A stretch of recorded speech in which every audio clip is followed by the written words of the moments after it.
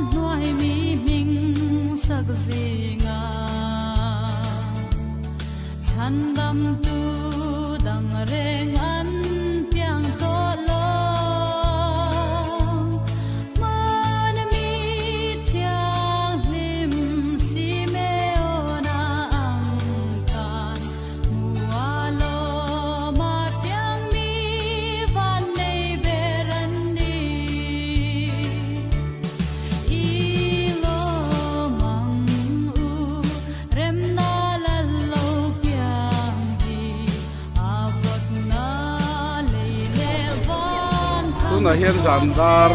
roglevik somni le pathumania millennium kota kanom le ka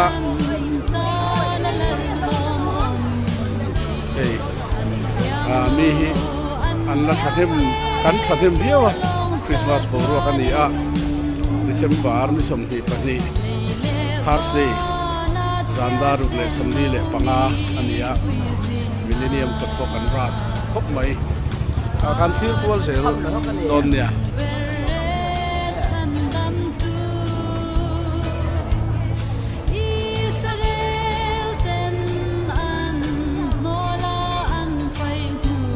millennium kan lu tala he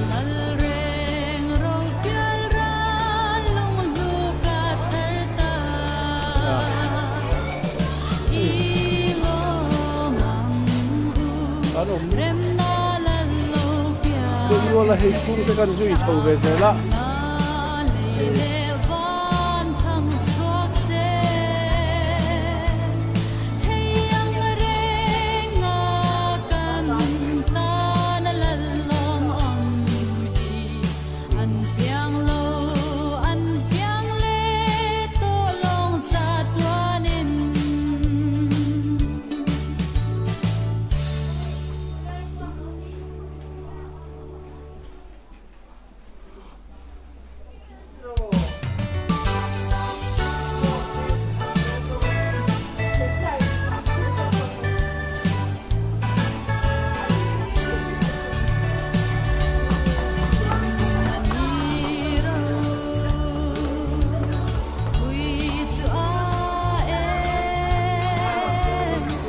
millennium chung a hanoma ei zandar sari hari choba December mi somni pani Thursday ni a kon ve la mi kan tang diu a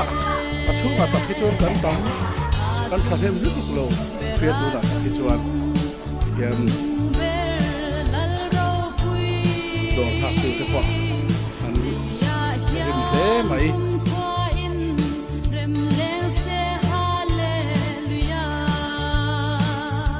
nấu bông lệ khá vui đi mò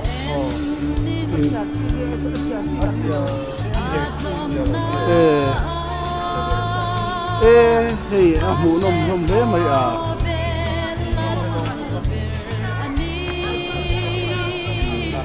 bu khang khang thế là nỉ hi ani kha e kha reality he mai kêu là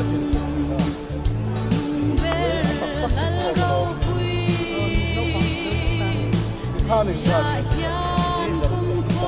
lúc còn tan thôi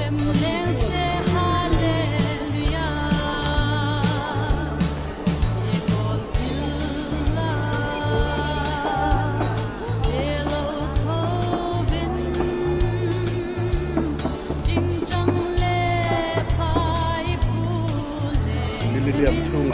thì cái đồng bếp cũng là hiện dàn ra sari apel toa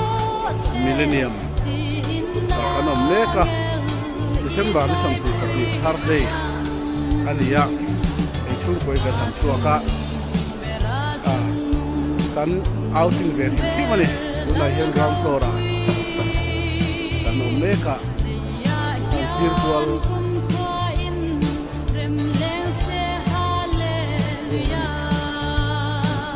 vậy thì lệ khắp bộ thì đủ em thì anu cho nên cái thằng chua cá thì cái thằng ốp áo linh thế này cho nên lệ khắp bộ có sáng sáng tắm mày cần cân liền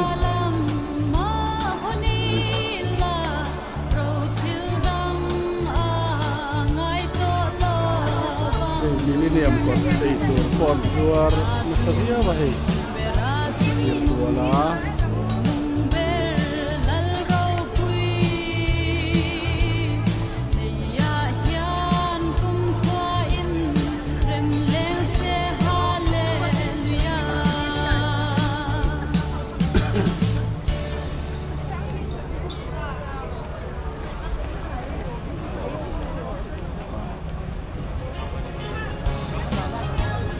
Millennium chơi gần thuộc là cho sao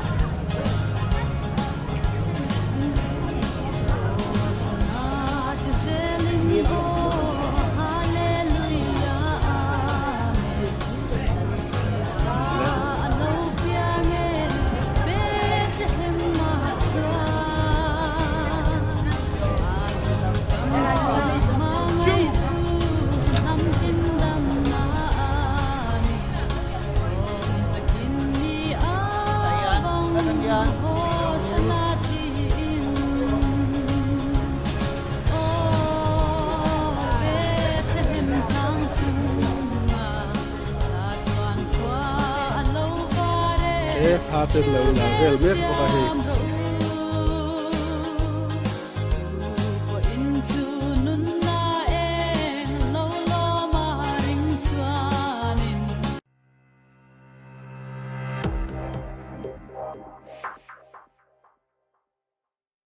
Ho, ho, ho. Jingle bells, jingle bells, jingle all the way. Oh, what fun it is to ride in a one-horse open sleigh. Ladies and gentlemen, I give you the jingle bass.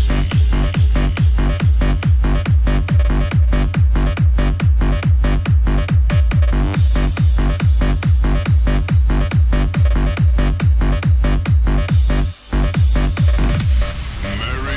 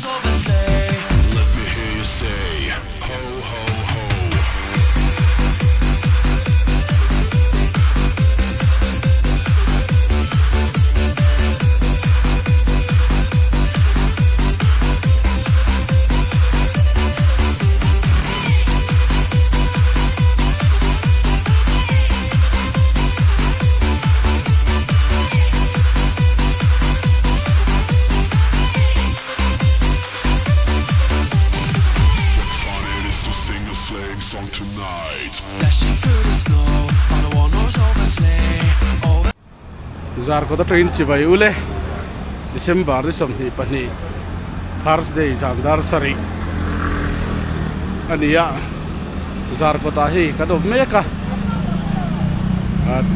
moi khup maya Christmas chei moya chuan moi ber pol te pon yang tuna hian kan hlir meka chung kuain kan han chuaka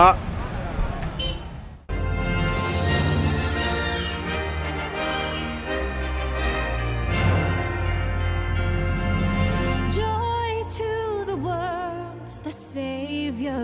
reigns. Let men their songs employ, while fields and floods, rocks, hills and plains repeat the sounding joy, repeat the sounding joy, repeat, repeat the sounding joy.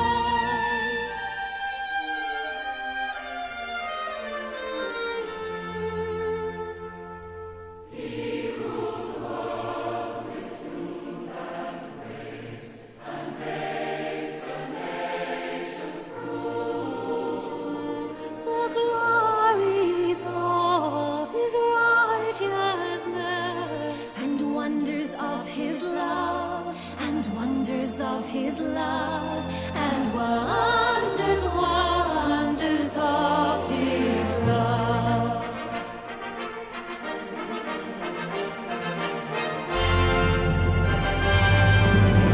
Joy to the world, the Lord is come. Let earth receive her King.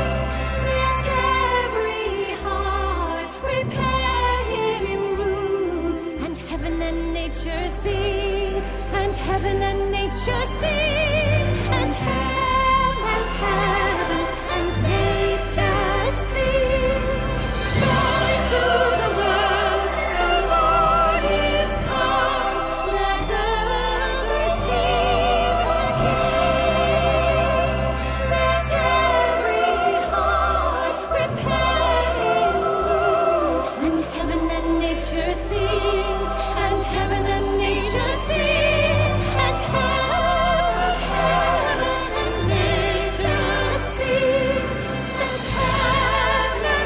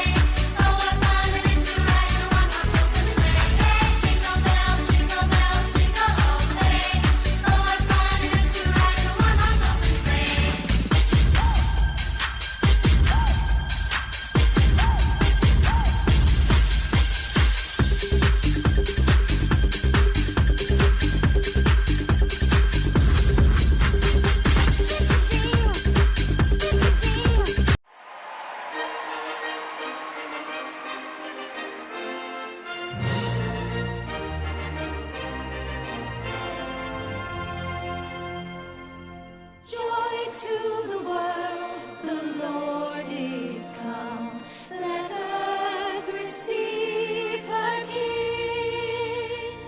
Let